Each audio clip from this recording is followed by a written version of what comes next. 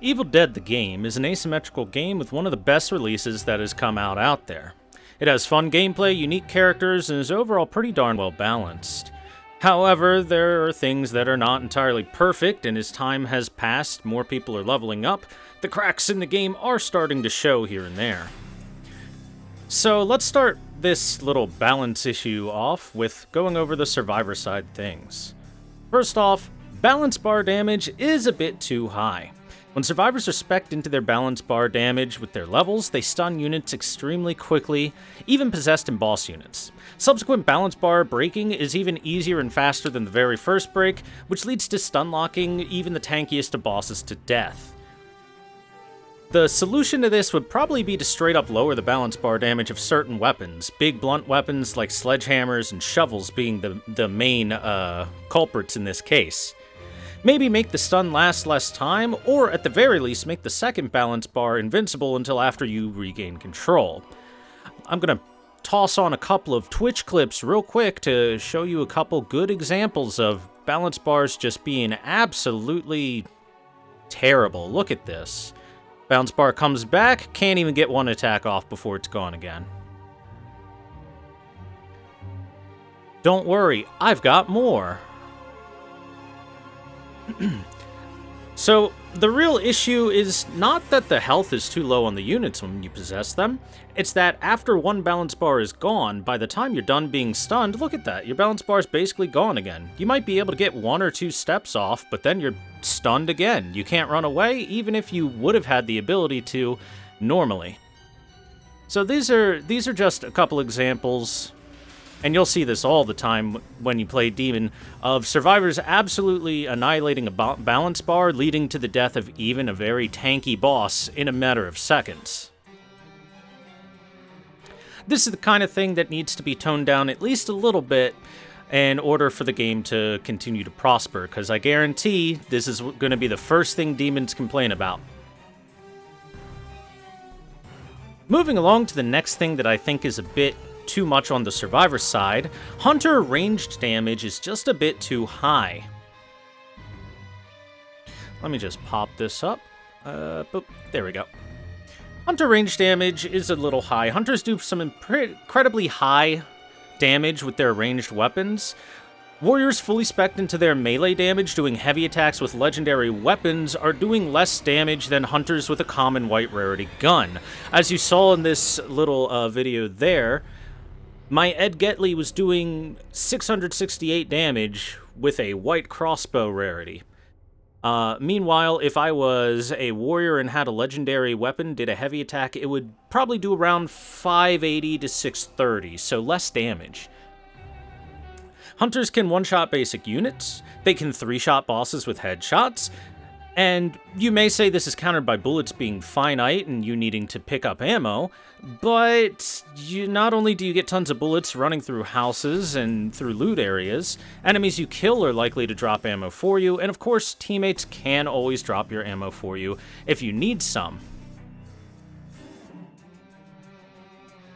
If anything, I'd say the only solution is just to lower damage that hunters get from their guns. That way, bosses don't melt in 2 shots. After all, even if the weapon isn't a legendary weapon, a boss can get killed extremely easily by just a couple of shots from a hunter's gun. Doesn't even have to be headshots, body shots work too. After all, hunter damage is a bit nutty. They do really need to fix crossbow aiming. I don't know why crossbows miss so much.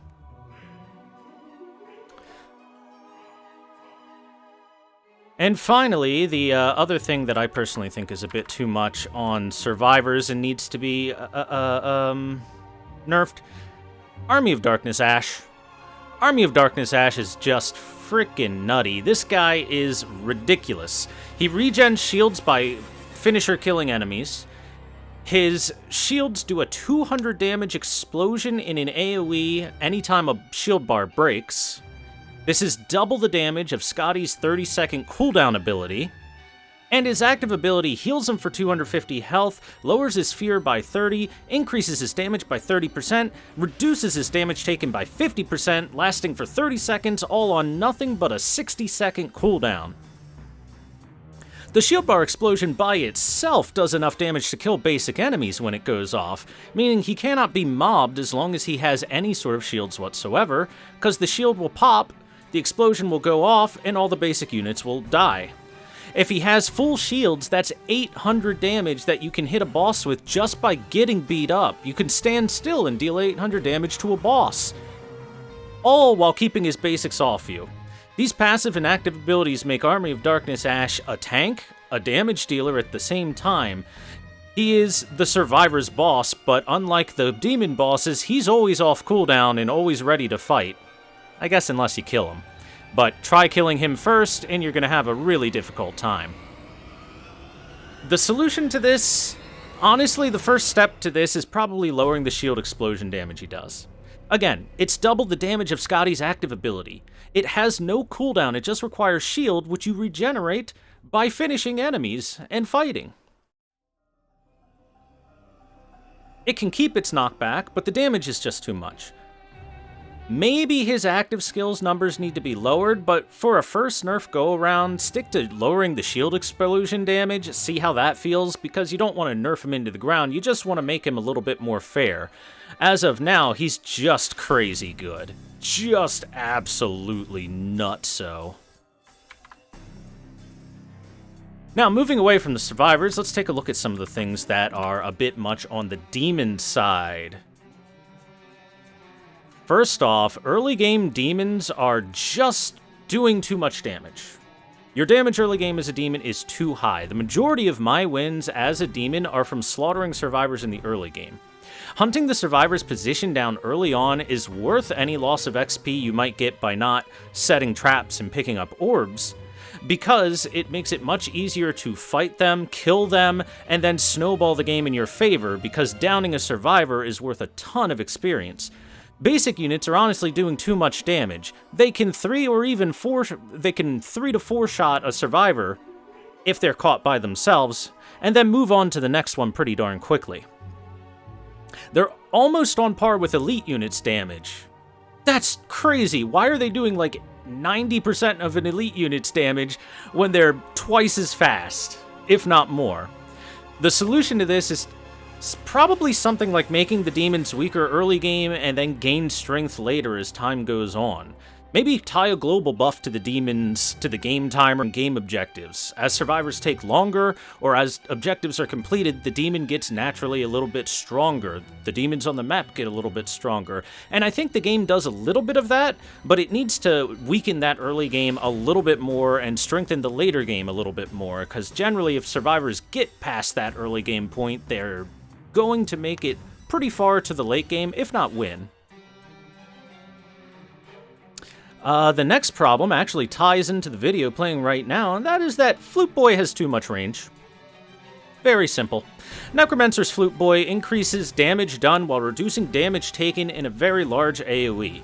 Now, how large is this AoE, you ask? It is 55 meters, if I'm remembering correctly. That means it covers the entirety of a lot of areas. You can hide them in a house, allowing you to run just about anywhere else in the area and have the buff on you. You can tell the buff is there by the red glowy around the head. Or if that's not what you want to do, maybe you can even hide them in a very high up spot and force the survivors to break off far away from where they want to go to deal with it, or have to deal with you being buffed the entire time.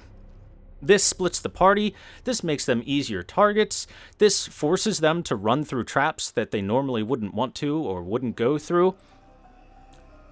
And it is not only a huge buff that the Flute Boy gives, it is a massive tactical positioning bonus that you can get, massive possession bonus that you get, because with the reduced damage, it's harder for them to stagger you and kill your possessed units. And it's just got way too many positives and almost no negatives to it. For real, guys, it's too much. The Flute Boy's range is just too much. It needs to go down, and hopefully they'll do something about that with a future balance patch. Moving on, the next thing that I think is just a little bit too strong when it comes to the demons would be Warlord's puke being a bit too strong. So, the Warlord basic units have a puke skill. This projectile vomit does damage to the survivors, staggers them while they're getting hit, and debuffs them with a sticky puke so they cannot run and cannot dodge. This is really strong. Really, really, really strong. It does good damage on its own just from the puke, but completely removing the stamina options from survivors means that the Warlord is guaranteed heavy hit follow-ups, and can very quickly tear through the survivor's health pools. And again, while the puke is actively hitting the survivor, they can't fight back, they can't dodge, they can't run, they can't do anything but take the damage of the puke, because when the survivors are being hit by the puke, they go into an animation where they cover their faces. So this is huge guaranteed damage from the puke, then a bunch of guaranteed damage from the follow-up attacks, and the survivors can fight back, but unless they break the balance bar or something like that, they're going to just eat a bunch of damage and probably get downed very easily. Oh, I forgot to change the title. Whoops. There you go. Warlord's puke too strong. The solution to this would be probably to make the stamina abilities cost a lot more instead of be outright unusable. Maybe make them lose a bunch of stamina and regain it slowly, but completely removing the options from the survivors entirely means that, aside from maybe Henry, who can pop invincibility on himself, there's basically no real options that the survivors have to deal with it. They just gotta eat the puke, which is pretty disgusting when you get right down to it. It's a lot of damage for very little effort. And moving on to the final real balance issue that I think the game has, and that is simply, possessing cars is too weak.